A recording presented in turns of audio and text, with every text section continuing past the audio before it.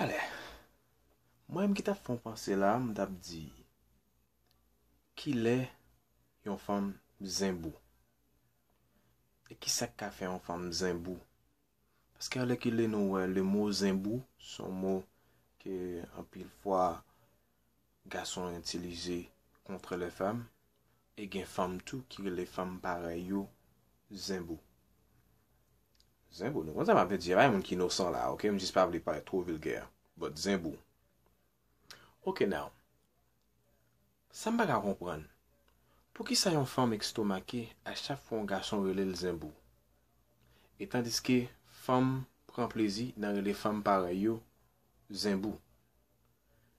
Ki sak fe yon fam ka rele fam paray li zinbou? Lò yon fam paray yo zinbou, ki so yo men? Ok, anon kite sa la.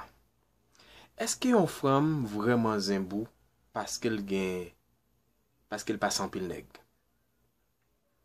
Eske yon fam zinbou paske l gen plizye papa pitit?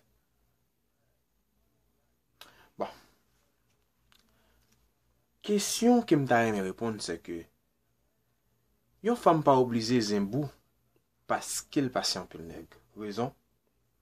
Paske nan viv nan yon tan kote ke nèg yo pa vle rete avec femme encore. Son question de vini bay. Parfois même ou deux passés nèg yo pa vle bay encore. Parce que yo di comme ça que depuis sous premier passé on pas sous femme ça encore. Mais femme ça gen tanda mon kounya là, bah ça kounya. Femme nan jeune. Avec tout sang dans lui-même. Mais est-ce que si monsieur pas vle fait bay au marché? Est-ce qu'il est obligé de rester pour contre lui? Juste parce qu'il veut protéger tête ou bien quoi? Il est obligé pour l'autre nègre. Et ce jour-là, moi, pas de monde qui veut rester pour contre lui. Si femme n'a pas rester pour contre lui, son fait normal pour l'autre nègre. Malchance pour lui encore là pour l'autre nègre. Ça va marcher ou bien ça, le dépenser de Michel, c'est pas ça. Donc, il s'est marché pour ce qu'il fait de manger. On nous dit que, bon, que ça c'est deuxième sens. Ça va qu'à faire en femme zimbou pour ça. Oh, ou pas quand même compter vont les nègres ou passer. I mean, like, est-ce que ça c'est même un jouement? Parce que, est-ce que c'est faute moun nan si monsieur pas vérité? Est-ce que c'est faute moun nan si que, bah, yo pas marché? Yon femme qui gen plaisir, papa petite. Femme pareil, li ap di comme ça, oh, un tel ou un après femme zimbou pour ça. Regardez, chaque côté le passe le font ti moun. Non. Feeling son bagay qui existait. Juste parce qu'il y a une femme qui a un feeling pour un monde, jusqu'à ce qu'elle est obligée de remettre li fait un petit monde avec elle. Ça veut dire qu'elle zimbou pour ça. Bon, sous moi dem qui ça zimbou? Mabdou zimbou c'est une femme.